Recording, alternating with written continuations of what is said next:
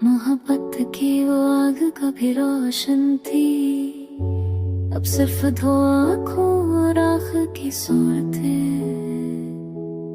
वो अब खाली कतबों की सूरत है।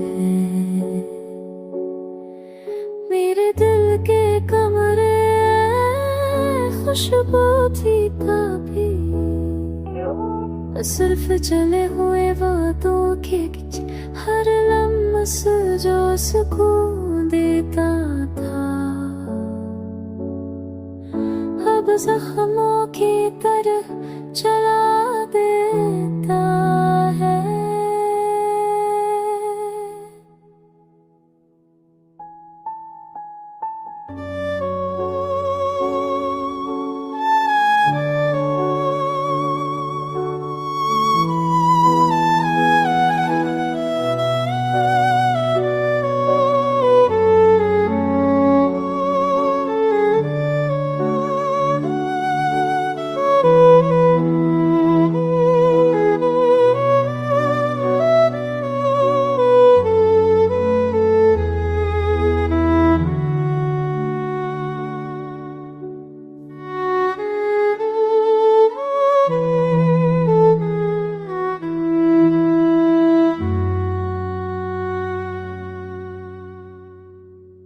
तुम्हारी यादें अब से सब खाक हो गई, वो हंसी वो बातें सब राख हो गई।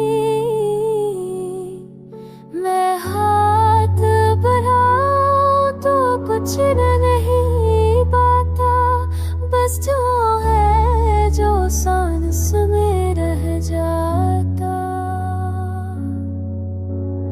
इश्क अब बोझ है